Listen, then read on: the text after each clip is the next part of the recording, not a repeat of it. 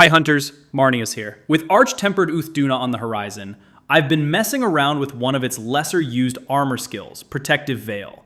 And while testing it out, I think I might have stumbled onto something interesting.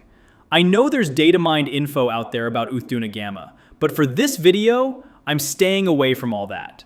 I want to focus on what's already in the game, and what we can reasonably speculate. If Uth Duna Gamma follows the same path as Dao Gamma, we might see Guts Tenacity as its group skill, and that got me thinking. Is Protective Veil quietly doing more for Gunlance than we realized? Let's take a closer look and see what might be hiding under all that veil.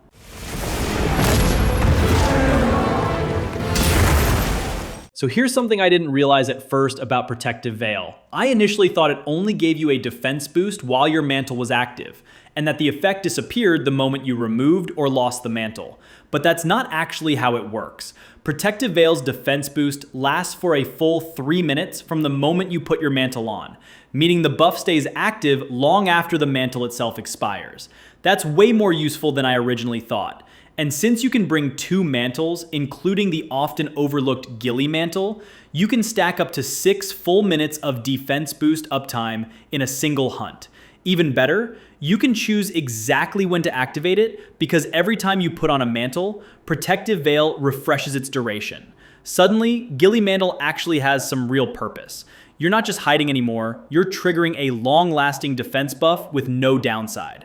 That kind of flexibility gives this skill a lot more value than I originally gave it credit for. Okay, so I hear you. It's just a defense boost. Why are you hyping up Protective Veil so much? And that's fair. It doesn't sound like much on paper, but here's where it gets interesting. Remember the Lord's Soul skill? The one that gives you plus 5% attack, but at the cost of minus 5% defense? Well, Uth Duna Gamma is part of that Lord's Soul group. And if you're planning to use those pieces, then you're already accepting a defense nerf just to get that juicy attack boost. But guess what offsets that penalty? Protective Veil. All you have to do is put on a mantle, and suddenly the defense drop from Lord's Soul, gone. You're getting the plus 5% attack buff with no downside, as long as Protective Veil is active. And sure, this might not be a big deal for other weapons that rely on affinity or crit stacking, but for Gunlance, this is a clean, consistent damage buff with 0 build tax. It makes Protective Veil not just viable, but honestly kind of smart. So as you can see here, I'm using Dao Gamma as a stand-in for the upcoming Uth Duna Gamma pieces since they both share the Lord's Soul group skill. I've equipped 2 regular Uth Duna pieces just to trigger Protective Veil so I can show you exactly how this synergy plays out. First, without any special skills active, my base defense is 379. Now, watch what happens when I equip the 3rd piece of Dao Gamma to activate Lord's Soul. My defense drops to 360. That's the expected negative 5% penalty from the skill. But now, here's the interesting part. When I put on a mantle to trigger Protective Veil, my defense jumps up to 383. That's higher than my original defense before Lord's Soul was active, and I'm still getting the plus 5% attack bonus on top of it. So with the right pieces, Protective Veil completely cancels out the downside of Lord's Soul and actually gives you even more defense than before. It's efficient, it's passive, and for Gunlance, it's basically a free damage boost with bonus tankiness.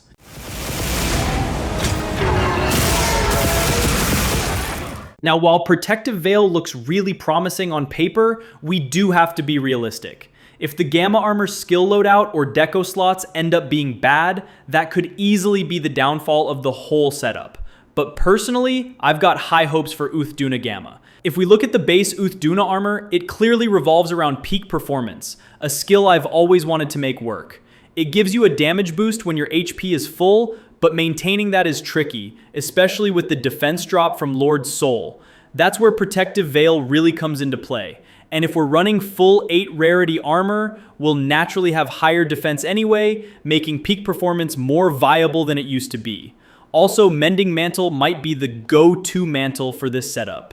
It constantly heals you, which makes peak performance uptime surprisingly consistent. You could also argue for Evasion Mantle, since avoiding damage altogether lets you keep the bonus going while squeezing out extra burst windows. The base set also comes with Tool Specialist, which might carry over to the Gamma version 2, And if it does, you're looking at mantles coming off cooldown way faster, especially if you invest all the way to level 5.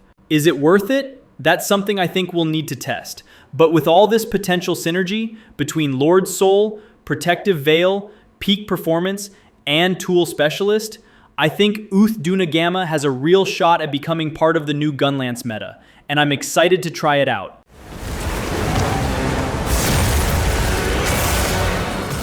Now, if you're thinking of trying out a peak performance-based Gunlance build once Uth Duna Gamma drops, there are a few armor sets I'd recommend prepping in advance. Zoh Shia, Arkveld, and Guardian Arkveld all have armor set bonuses with healing properties, and that healing plays a huge role in helping you consistently maintain full HP, which is exactly what peak performance needs to stay active. Not only do they help with sustain, each of these sets also comes with useful loadout skills that naturally support the playstyle, whether it's extra defense, passive healing, or slot efficiency. This recommendation is mostly if you're aiming for the peak performance route, which I definitely am. Of course, there's always a chance Uth Duna Gamma ends up with different skills entirely, and maybe peak performance doesn't factor in at all. But I've got a gut feeling that it'll be a central part of the kit. So if you want to get ahead, these sets are worth farming now while we wait for AT Uth Duna to drop. So that's my deep dive into Protective Veil, the Lord Soul synergy, and what could be a very exciting shift for Gunlance mains when Uth Duna Gamma arrives. Whether it's the subtle value of Veil, the damage trade-off from Lord Soul, or the full peak performance route, I think we've got something here that's worth testing. I'll definitely be trying it out once AT Uth Duna drops, and who knows, this might just end up being a sleeper meta set for Gunlance. Let me know what you think in the comments. Are you prepping for Uth Duna Gamma, going full peak performance, or skipping it altogether? If you enjoyed this video, leave a like and subscribe for more Gunlance builds, breakdowns, and upcoming AT hunt coverage. I'm Marneus, thanks for watching, and I'll see you in the next hunt.